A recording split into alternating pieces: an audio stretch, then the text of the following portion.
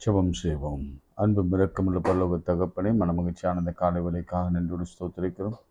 காலைதோறும் இந்த கிருபை புதிதாக இருப்பதற்காக ஸ்தோத்திரம். அதிகாலை என்னை தேடுகிறவன் என்னை கண்டடைவார்கள் என்ற வார்த்தையின்படியே என்னை சிநேகிக்கிறவரை நான் சிநேகிப்பேன். அதிகாலை என்னை தேடுகிறவன் என்னை கண்டடைவார்கள் என்று சொல்லியிருக்கிற அந்த வார்த்தையின்படி இந்த சமூகத்தில் வந்திருக்கிறோம். முதலாவது இவருடைய ராஜ்யத்தை நீதியும் தேடுங்கள், பிறகு இவைகளெல்லாம் உங்களுக்கு கூட கொடுக்கப்படும். அந்த உலகத்துடைய காரியங்கள் தந்து வருகிறீர். சரீரத்துக்குரிய சுகம் பலன் ஜீவனை தந்து வருகிறீர். பொருளாதார தேவையை சந்தித்து வருகிறீர். வேலைக்கான வாசல்களை திறந்து வருகிறீர். குழந்தைக்கான எல்லா ஆசீர்வாதங்களையும் கொடுத்து வருகிறீர். அதுக்காக ஸ்தோத்திரம். இந்த வருடம் கூட கர்த்தருடைய நாமத்தினாலே நாங்கள் வந்திருக்கிறோம். உங்களுடைய வார்த்தையை நாங்கள் கேட்கபடி வந்திருக்கிறோம். இரவில் உண்டாகும் பயங்கரத்துக்கும், பகலில் பறக்கும் அம்புக்கும், இருளில் நடமாடும் கொள்ளை நோய்க்கும், மத்தியானத்தில் பாழாக்கும் சங்காரத்துக்கும் நீரை விலைக்கு காத்ததுக்காய் ஸ்தோத்திரம். சிங்கக்குட்டிகள் தாட்சியடைந்து பட்டினியாக கிடக்கும். கர்த்தரை தேடுவர்களுக்கு ஒரு நன்மையும் குறையப்படாது. இந்த வார்த்தை உண்மையும் எவ்வளவு போதுமானதாக இருக்கிறதுக்காய் ஸ்தோத்திரம். இயேசுவின் நாமத்தில் ஜெபிக்கிறோம் நல்ல பிதாவே, ஆமேன். இயேசு ராஜா வந்திருக்கிறார், எல்லாரும் கொண்டாடுவோம். இந்த பாடலை பாடும். இயேசு ராஜா வந்திருக்கிறார், எல்லோரும் கொண்டாடுவோம். கைத்தட்டி நாம் பாடுவோம். இயேசு ராஜா வந்திருக்கிறார், எல்லோரும் கொண்டாடுவோம். கைத்தட்டி நாம் பாடுவோம். கொண்டாடுவோம், கொண்டாடுவோம், கவலைகள் மறந்து நாம் பாடுவோம். கொண்டாடுவோம், கொண்டாடுவோம், கவலைகள் மறந்து நாம் பாடுவோம். கூப்பிடு நீ பதில் கொடுப்பார், குறைகள் எல்லாம் நிறைவாக்குவார். கூப்பிடு நீ பதில் கொடுப்பார், குறைவு எல்லாம் நிறைவாக்குவார். உண்மையாக தேடுவோரின் உள்ளத்தில் வந்திடுவார். உண்மையாக தேடுவோரின் உள்ளத்தில் வந்திடுவார். கொண்டாடுவோம், கொண்டாடுவோம், கவலைகள் மறந்து நாம் பாடுவோம். கொண்டாடுவோம், கொண்டாடுவோம், கவலைகள் மறந்து நாம் பாடுவோம். இயேசு ராஜா வந்திருக்கிறார், எல்லோரும் கொண்டாடுவோம். கைத்தட்டி நாம் பாடுவோம். கண்ணீரெல்லாம் துடைத்திடுவார், கரம் பிடித்து நடத்திடுவார். கண்ணீரெல்லாம் துடைத்திடுவார், கரம் பிடித்து நடத்திடுவார். எண்ணமெல்லாம் ஏக்கமெல்லாம் இன்றே நிறைவேற்றுவார். என் எண்ணமெல்லாம் ஏக்கமெல்லாம் இன்றே நிறைவேற்றுவார். கொண்டாடுவோம், கொண்டாடுவோம், கவலைகள் மறந்து நாம் பாடுவோம். கொண்டாடுவோம், கொண்டாடுவோம், கவலைகள் மறந்து நாம் பாடுவோம். இயேசு ராஜா வந்திருக்கிறார், எல்லோரும் கொண்டாடுவோம். கைத்தட்டி நாம் பாடுவோம். நோய்கள் எல்லாம் நீக்கிடுவார், நொடிப்பொழுதே சுகம் தருவார். நோய்கள் எல்லாம் நீக்கிடுவார், நொடிப்பொழுதே சுகம் தருவார். பேய்கள் எல்லாம் நடுநடுங்கும், பெரியவர் திருமுன்னே. பேய்கள் எல்லாம் நடுநடுங்கும், பெரியவர் திருமுன்னே. கொண்டாடுவோம், கொண்டாடுவோம், கவலைகள் மறந்து நாம் பாடுவோம். கொண்டாடுவோம், கொண்டாடுவோம், கவலைகள் மறந்து நாம் பாடுவோம். இயேசு ராஜா வந்திருக்கிறார், எல்லோரும் கொண்டாடுவோம். கைத்தட்டி நாம் பாடுவோம். இயேசு ராஜா வந்திருக்கிறார், எல்லோரும் கொண்டாடுவோம்.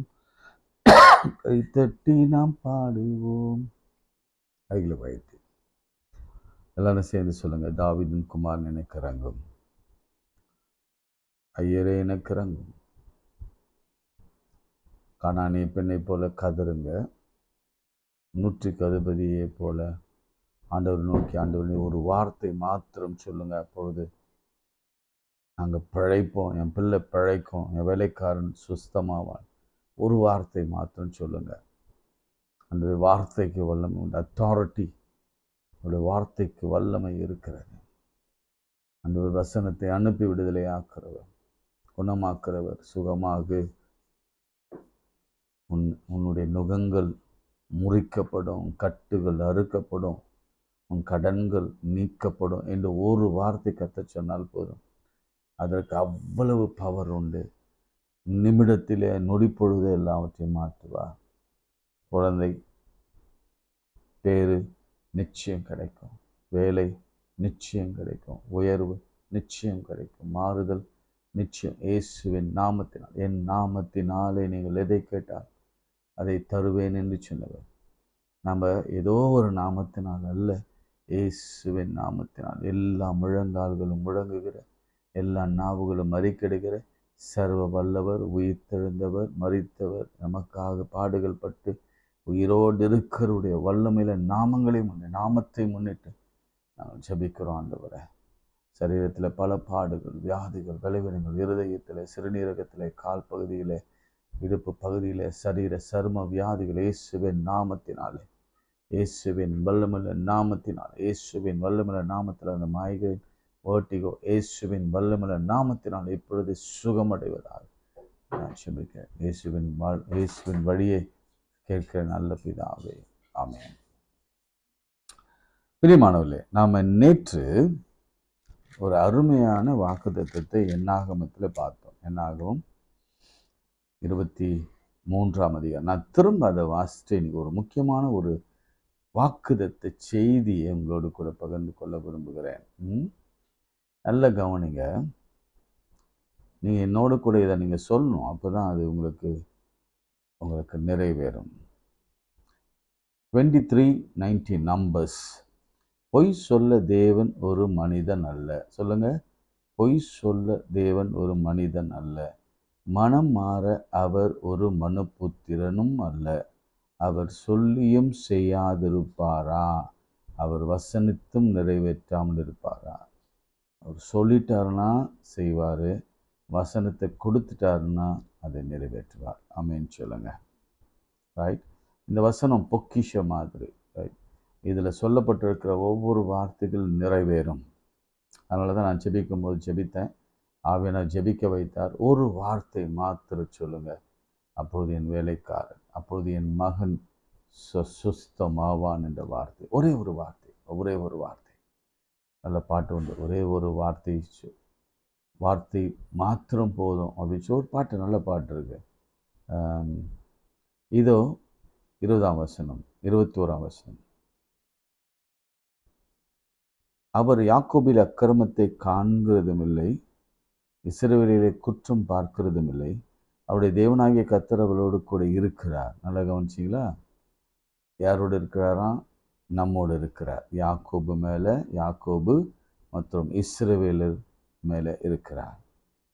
அவர் அக்கிரமத்தை காண்கிறதில்லை, குற்றத்தையும் பார்க்கிறதில்லை. ரொம்ப கிருபையாக இருக்கிறார். ரொம்ப கிருபையின் காலத்தில் நாம் இருக்கிறோம். ஒருவேளை கிருபையின் காலம் முடிந்த பிறகு அந்த வசனம் சொல்லுகிறது, ஒருவேளை நாம் அந்த கிருபையின் காலத்தை தாண்டிட்டோம்னா கஷ்டம் இல்லை. அடுத்து, ராஜா ஜெய கம்பீரம் அவருக்குள் இருக்கிறது. ராஜாவின் ஜெய கம்பீரம் அவருக்குள் இருக்கிறது. அந்த ராஜாவை பற்றி தான் இன்றைக்கு நாம் சிந்திக்க போகிறோம். தேவன் அவர்களுக்கு எகிப்திலிருந்து புறப்பட பண்ணினார். காண்டா மிருகத்தின் ஒத்த பலன் அவர்களுக்கு உண்டு. நல்ல கவனிங்க. நீங்கள் தினந்தோறும் அறிக்கை பண்ண வேண்டிய ஒரு விஷயம், ஆண்டவரே எனக்கு காண்டா மிருகத்தின் ஒத்த பலன். என்ன வயசானாலும் சரி, 60, 70, 50, 40, 30 நடக்க முடியல, அல்லது கை கால் விலங்கலை, எதுவானாலும் சரி, இந்த வார்த்தை வசனிக்கப்பட்ட இந்த வார்த்தையை நீங்கள் சொல்லணும். காண்டா மிருகத்தின் ஒத்த பலன் எனக்கு உண்டு. நீங்கள் அதை சொல்ல தான் பலன் அடைவீங்க. நீங்கள் பலனடைந்து எருசலேமிலும் யூதாவிலும் சமாரியாவிலும் எனக்கு நீங்கள் சாட்சிகளை பலன் அடைந்து பவர் காண்டா மிருகத்தின் ஒத்த பலன் அவர்களுக்கு உண்டு. அடுத்த வசனம் பாருங்க. நிறைய பேர் சொல்லுவாங்க, ஐயோ எனக்கு சூனியம் வச்சுட்டாங்க, என் பிள்ளைக்கு வச்சுட்டாங்க, அல்லது என் குடும்பத்துக்கு வச்சுட்டாங்க, எங்கள் பிஸ்னஸ்ஸை கெடுக்கும்படி வச்சுட்டாங்க, என் வீடு கட்ட முடியாது பண்ணிட்டாங்க, என் பிள்ளைக்கு திருமணமாகாத சூனியம் வச்சுட்டாங்க, என் பிள்ளைய மன அழுத்தத்துக்கு கொண்டு வந்துட்டாங்க, இந்த மாதிரிலாம் சொல்லுவாங்கள்ல.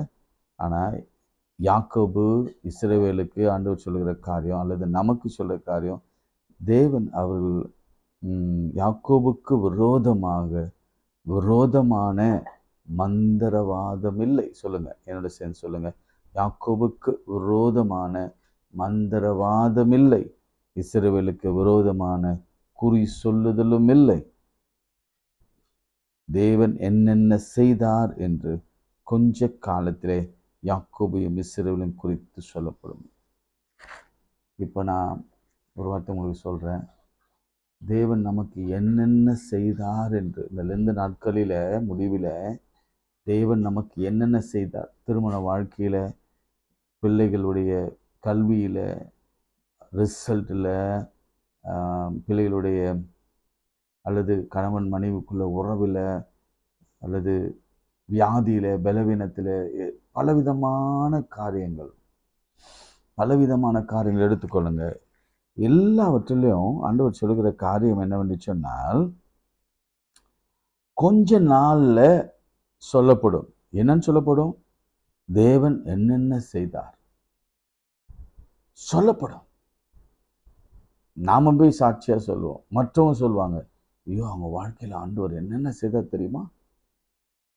நாம போய் சொல்லுவோம், ஆண்டவர் எங்க வாழ்க்கையில என்னென்ன செய்தார் தெரியுமா. கடன்ல இருந்தேன், கர்த்தர் கடன்ல இருந்து வெளியே கொண்டு, வியாதியில் இருந்தேன், கர்த்தர் வியாதியிலிருந்து வெளியே வர வைத்தார், கால் வலியில கை வலியில நான் இருந்தேன், உடல்ல கட்டி இருந்தது வெளியில கொண்டு வந்தார், கேன்சர் இருந்தது மாற்றி போட்டார், இருதய நோய் இருந்தது மாற்றி போட்டார், கணையத்துல சிறுநீரகத்துல பிரச்சனை இருந்தது கர்த்தர் மாற்றி போட்டார்.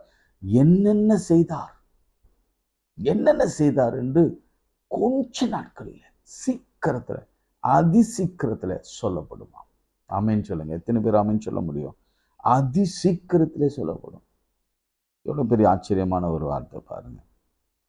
ஓகே, இதுதான் நான் நேற்று முதல் வசனம் 24 இஸ்ரவேலை ஆசீர்வதிப்பதே கர்த்தருக்கு பிரியம் என்று பிலேயாம் கண்ட பொழுது, 4ஆம் வசனத்துல கண் திறக்கப்பட்டவன் விளம்புவதாவது, யாக்கோபே உன் கூடாரங்களிலும் இஸ்ரவேலே உன் வாசஸ்தலங்களிலும் எவ்வளவு அழகானவைகள்.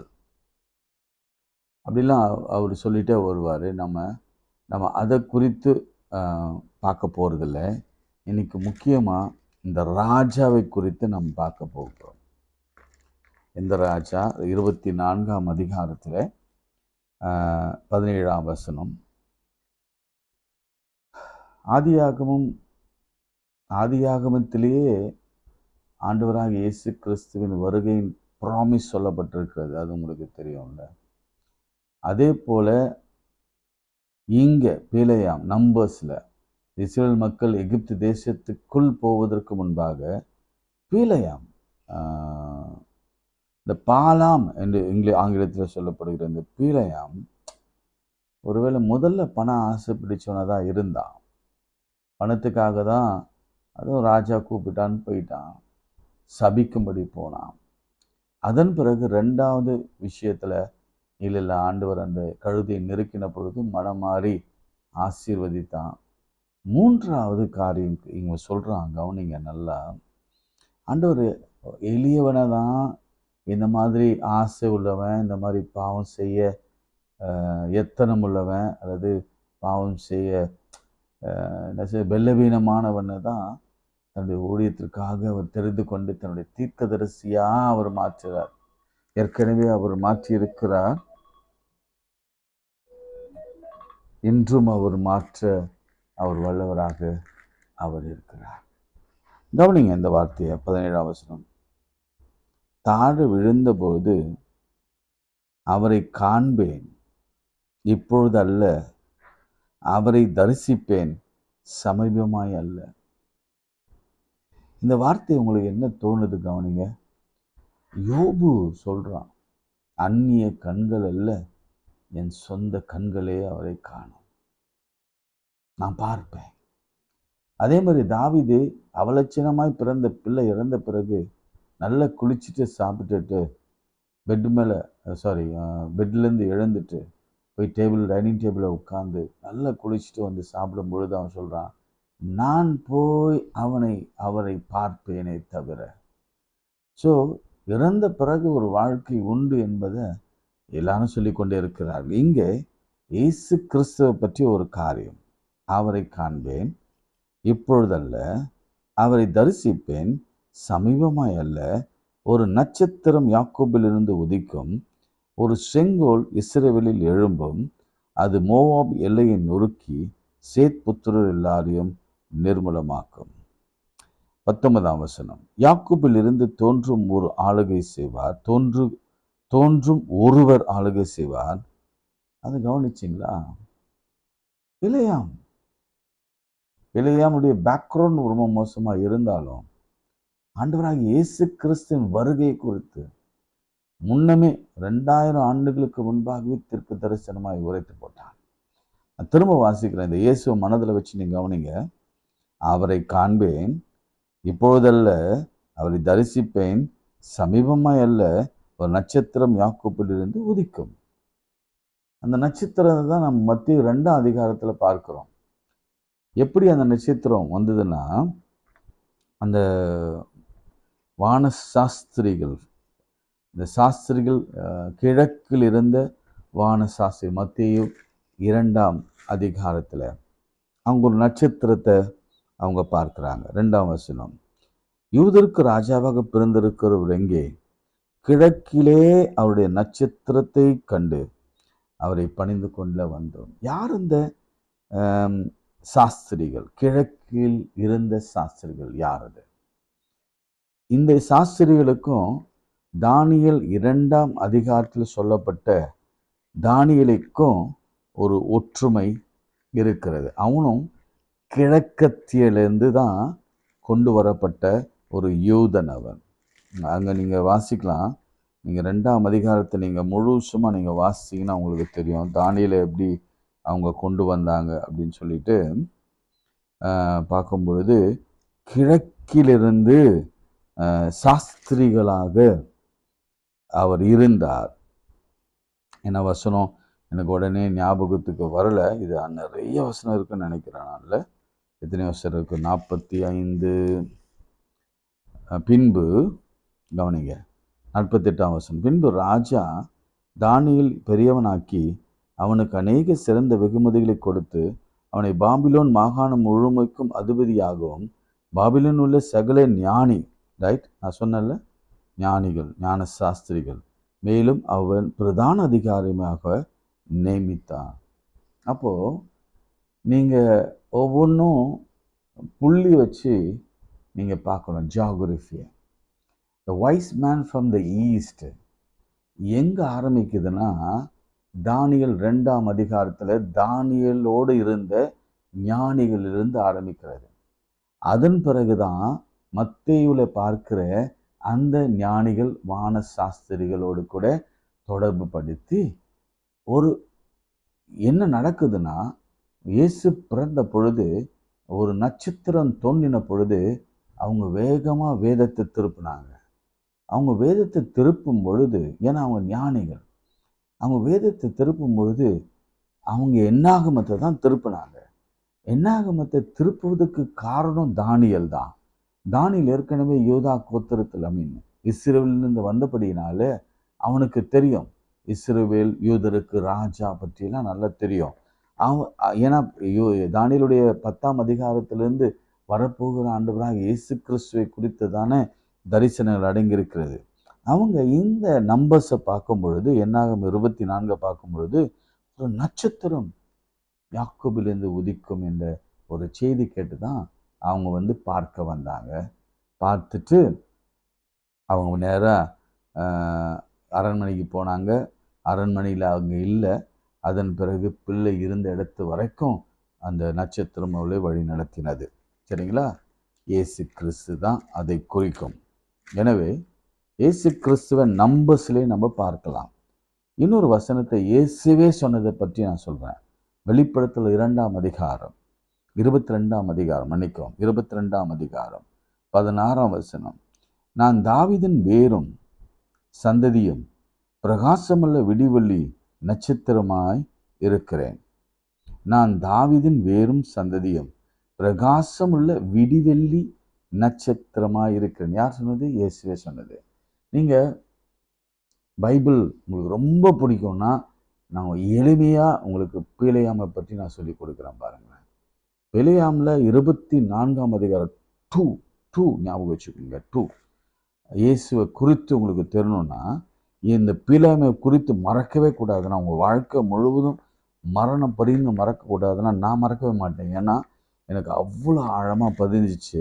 என்ன பதிஞ்சிச்சுன்னா என்னாகமும் 24ஆம் அதிகாரம் 2 எப்படிங்க? என்னாகமும் எடுத்துக்கோங்க. என்னாகமும் 24ஆம் அதிகாரம் 17ஆம் வசனம். சரிங்களா? இது யார் சொன்னது? பிலேயாம் சொன்னது. என்னன்னு சொன்னார்?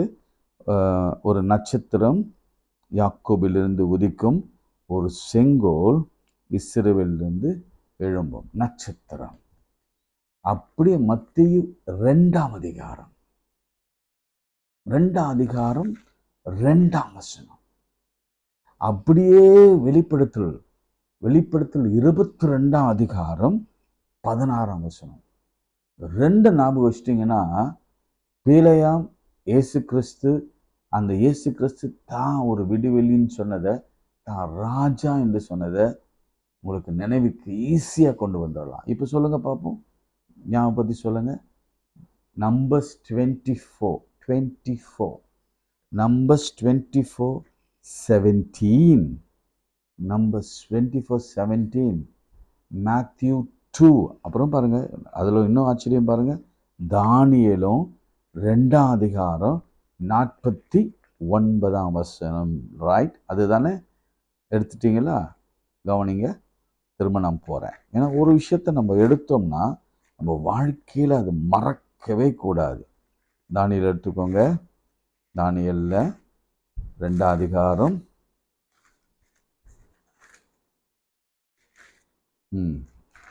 2ஆம் அதிகாரம் 48ஆம் வசனம். இப்போ சொல்லுங்க. இப்போ பிலேயாம் இயேசு கிறிஸ்துவை குறித்து தீர்க்க தரிசனமாய் விடிவெள்ளி செங்கோல் யாக்கோபின் வேர் என்று சொன்னது எங்ககிட்ட நம்ம ரிலேட் பண்ண போகிறோம். Numbers 24:17, Daniel 2:48, Matthew 2:2, Revelation 22:16. அங்கே 17, இங்கே 16. இப்போ 4 வசனம் தான் இயேசு கிறிஸ்துவின் பிறப்பின் வாக்குதத்தை நமக்கு நினைவுக்கு வந்துடும். யார் அந்த இயேசு கிறிஸ்து? யூதருக்கு ராஜா. யார் அந்த இயேசு கிறிஸ்து? நம்ம பரிகாரியான கர்த்தர் அவர். யார் அந்த இயேசு கிறிஸ்து? நம்மை சுகமாக்க சுற்றி திறந்தவர் அவர். ஆமென் சொல்லுங்க. அதே மாதிரி இந்த செங்கோல் பற்றி ஆதியாகமத்தில் 49ஆம் அதிகாரத்தில் நீங்கள் பார்க்கலாம். யூதா குறித்து சொல்லப்படும் 49ஆம் அதிகாரம் 10ஆம் வசனம். சமாதான கர்த்தர் வருமுழுவும் செங்கோல் யூதாவை விட்டு நீங்குவதில்லை, நியாய பிரமாணிகன் அவர் பாதங்களை விட்டு ஒழிவதும் இல்லை, ஜனங்கள் அவரிடத்தில் சேர்வார். யாரை பற்றி சொல்லுது? இயேசுவை பற்றி சொல்லுது. சரி, இது உங்களுக்கு மனசில் ஆழமாக பதிஞ்சிச்சுன்னா இந்த இயேசு என்ன செய்ய போகிறாருன்றதை நான் இப்போது சொல்ல போகிறேன் திரும்பவும். சரிங்களா? இப்போ திரும்ப என்னோட கூட சேர்ந்து சொல்லுங்கள். Numbers 24:17, Revelation 22:16, Matthew 2:2, Daniel 2:48. இது எல்லாமே இயேசு கிறிஸ்துவை பற்றி சொல்லப்பட்ட விஷயம். ஏன் டேனியல் 2 எடுக்கிறேன்னா அந்த வானசாசி கிழக்கில் இருந்து வானசாசி. சரி, பிலேயாம் கூட ஏன் அதை சொன்னார்னா, பிலேயாம் கண்டிப்பாக அந்த ஊர்க்காரன் இல்லை. அவனுடைய ஹிஸ்ட்ரி நீங்கள் பார்த்தீங்கன்னா அவன் யூப்ரிட்டஸ்லேருந்து வந்தவன். அது வசனம் இருக்குது, அந்த முந்தி நீங்கள் வாசினா அதை எனக்கு கண்டுபிடிச்சி எழுதுங்க. யூப்ரிட்டிஸ்லேருந்து வந்தவன், அதுவும் ஈஸ்டில் இருக்குது. அப்போ அவனுமே ஈஸ்டின் தீர்க்கதரிசி தான். அப்போது ஈஸ்டில் இருக்கிறவங்களாம் இயேசு கிறிஸ்து வருவார் என்று முன்னே தெரிந்து கொண்டார்கள்.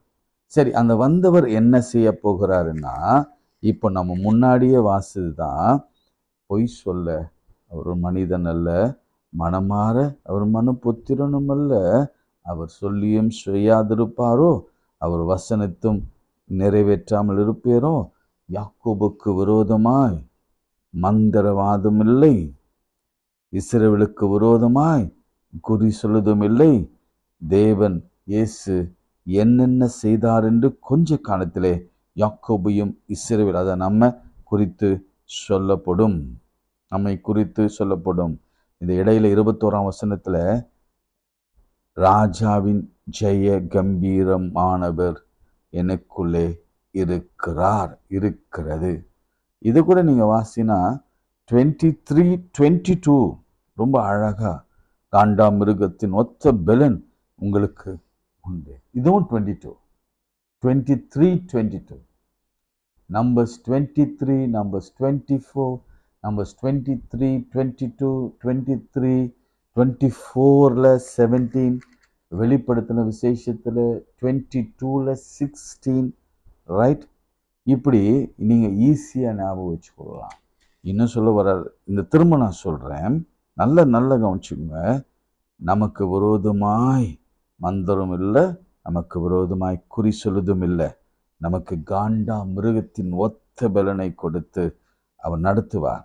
இன்னும் 1ல் சொல்லிருக்கிறது, இஸ்ரவேலை ஆசீர்வதிப்பதே கர்த்தருக்கு பிரியம். 8ஆம் வசனத்தில் 24:8, தேவன் அவளை எகிப்திலிருந்து புறப்பட பண்ணி காண்டா மிருகத்தின் ஒத்த பலன் அவளுக்கு உண்டு. அவர்கள் தங்கள் சத்துருக்களாகிய ஜாதிகளை பட்சித்து அவள் எலும்புகளை நொறுக்கி அவளை தங்கள் அம்புகளினாலே ஏய்வார்கள். இல்லை, இவ்வளோ அழகா ஆண்டவர் சொல்லியிருக்கிறார் பாருங்க. ரைட். 6ஆம் வசனத்தில், அவர்கள் பரவி போகிற ஆறுகளைப் போல, நதியோரத்தில் இருக்கிற தோட்டத்தைப் போலவும், கர்த்தர் நாட்டின சந்தன மரங்களைப் போலவும், தண்ணீர் அருகே உள்ள கேதுரு விருட்சங்களைப் போலவும் இருக்கிறது. அவைகள் இருக்கிறது. பிரியமானவர்களே, கண் திறக்கப்பட்டவன் விளம்புகிறதாவது, பிலேயாமின் கண்கள் திறக்கப்பட்டு, நேற்று நம்ம தான் பார்த்துட்டு வரோம். ஒரு 3 டேஸாக கர்த்தர் எப்படி கண்களை திறந்து, நம்முடைய பார்வைகளை திறந்து, எப்படி பர்த்திமேயின் பார்வைகளை திறந்தார், அதே மாதிரி கழுதையின் கண்களை திறந்தார், ஆகாரின் கண்களை திறந்தார் என்றெல்லாம் நாம் பார்த்து கொண்டே வருகிறோம். எவ்வளோ சர்வ வல்லவரில் பைபிள் கடல் மாதிரி, அவர் வசனித்தா அதை நிறைவேற்றுவார். இன்றைக்கு அதே காண்டா மிருகத்தின் ஒத்த எகிப்து தேசத்திலிருந்து புறப்பட பண்ணின ஆண்டவர், அவன் நடக்க முடியாத சமயங்களில் தன் தோல்மையிலே தகப்பன் தன் தோல்மையில் சுமப்பது போல சுமந்து வந்தவர். அவர் சொன்னார், உன் கால்கள் வீங்கவும் இல்லை, உன் ஆடைகள் பழுதடையவும் இல்லை, உன் பாதரட்சிகள் தேயவும் இல்லை என்று கண்ணின் மணியை போல காத்தவர். அக்னி ஸ்தம்பம் மேக ஸ்தம்பம், வியாதியே இல்லாமல் காத்தவர். அப்படி வியாதி வரும்னு தெரிஞ்சு தான் அவர் யாத்திராகம் 15ல் சொன்னார், நானே உன் பரிகாரியான கர்த்தர், எகிப்தில் வர பண்ணின ஒரு வாதியை நான் உனக்கு வர பண்ணேன். ஆமேன்னு சொல்லுங்க. ஒரு வாதியை உனக்கு வர பண்ணேன். அவங்க கீழ்ப்படிந்த நாட்கள் எல்லாம் ஒரு வாதை கூட அவளை தொட்டதே இல்லை, ஒரு அழிவு தொட்டதில்லை. நம்மையும் ஆண்டவர் நடத்துவார். இந்த ராஜா இயேசு ராஜா, நம் ராஜா. அவரை நம்ம புரிஞ்சுக்கொள்ளணும், அவரை நம்ம பிடிச்சிக்கோங்க, அவரை பிடிச்சிக்கோங்க. ராஜா இயேசு ராஜா என்று சொல்லுங்க. ஒரே ஒரு வார்த்தை சொல்லுங்க, தாவீதின் போல, தாவீதின் குமாரன் இறங்க என்று பர்த்திமேயு விடாமல் கூப்பிட்டது போல கூப்பிட்டு கொண்டே இருங்க. நாளைக்கு ஒரு எக்ஸசைஸ் உங்களுக்கு சொல்கிறேன். இன்றைக்கி ஒரு எக்ஸசைஸ், தாவீதின் குமாரனே இறங்குங்கன்னு சொல்லி ஒரு நாள் முழுவதும் எத்தனை முறை உங்களால் சொல்ல முடியுமோ சொல்லுங்கள். நிச்சயம் அற்புதங்களை நீங்கள் காண்பீங்க. ஜெபம் பண்ணலாம். அங்குள்ள ஆண்டவரே, உங்களுடைய பிள்ளைகளுக்கான வார்த்தைகளை கொடுத்தோம், வசனங்களை கொடுத்துருக்கிறோம். இப்பொழுதும் பலவீனத்தோடு உங்களுடைய பிள்ளைகள் பார்த்து கொண்டிருக்கிறார்கள். அந்த பலவீனங்கள் உடனடியாக நீங்கட்டும். எல்லா தலையில் இருக்கிற தலை சுற்றலோ வாந்தியோ இயேசுவின் நாமத்தில் நிற்கட்டும். வெர்ட்டிகோ இயேசுவின் நாமத்தில் குணமடையட்டும். எல்லா வலிகள் வேதனைகள் மறையட்டும். எல்லா எல்லா பலவீனங்கள், எல்லா கட்டிகள், எல்லா நோய்கள், எல்லா கேன்சர்கள் இயேசுவின் நாமத்தில், கடன்கள் இயேசுவின் நாமத்தில், பிரிவுகள் இயேசுவின் நாமத்தில் மறையட்டும்.